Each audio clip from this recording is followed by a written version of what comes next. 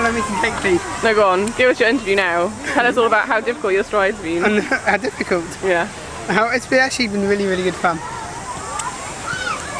I've had a great time just sitting relaxing on the beach half the time.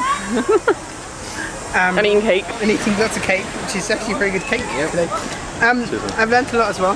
God's certainly taught me a lot of patience and how to deal with tricky Cuban situations. You get many tricky Cuban situations, don't you, Mark? You do get many tricky Cuban situations where just things don't... You have plans in your mind and you think things are going to go according to plan, and then you end up waiting an hour and a half for... And then the electricity goes and you can't wash for a week. Something happened. No, certainly teaching in the seminary has been fun. It's been a challenge.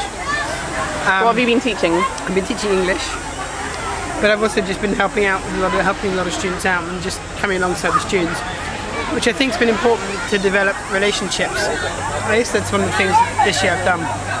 I've developed a lot of relationships. At times it's been frustrating, partly because of the system, partly just because sometimes I just don't know what I'm doing, sometimes I don't understand how things work, either in the seminary. What do you think the main thing that God taught you this year is? The main thing that God's taught me is to just be patient and to realise that the lower you make... I think I keep coming back to something like Proverbs 19:21, which says, many of the plans of a man's heart, but it's the Lord's will that prevails. So it's often, you know, being an accountant, I'm used to making plans and things being running to schedule. But suddenly the camion doesn't turn up, or we have to wait an hour and a half, or someone's an hour and a half late. Or we got a mango mission. Or we got a mango mission. So before that would get me really frustrated and annoyed, and it's like, but I've just learned to be at peace with God in whatever situation, whether I'm not where I'm supposed to be or where I thought we were supposed to be, or the fact the journey's taken 3 hours instead of an hour and a half, and so we're running late.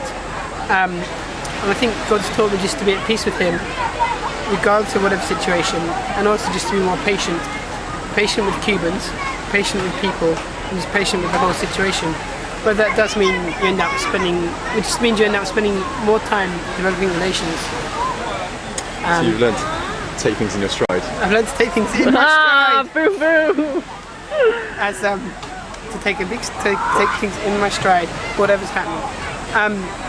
Certain, just that kind of thing. And with English classes as well, to be patient with my students. Because when I arrived, I don't know whether this is just bad planning on people's parts. I arrived to teach English, but there's no provision for English classes in the timetable. So I had to be really not to get frustrated, but to just trust God that everything would work out. And it has all worked out well. I've really enjoyed myself. I'm still enjoying myself. I've learned a lot about God. I'm still learning. I'm still learning more things, and I'm still learning and developing relations with the Cubans. So, why would you encourage other people to go on stride? Why would I encourage other people to go on stride? Because it's a fantastic year, a fantastic time just to learn more about yourself, to be able to serve God, and just, for me, it's been a time to give back to God what other people have been giving to me, to actually serve God, take time out of my work and serve God for a year.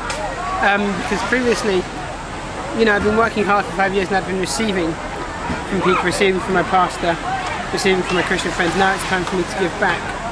And to give back in different environments, great. Certainly recommend Stride because it's a challenge to come to somewhere different.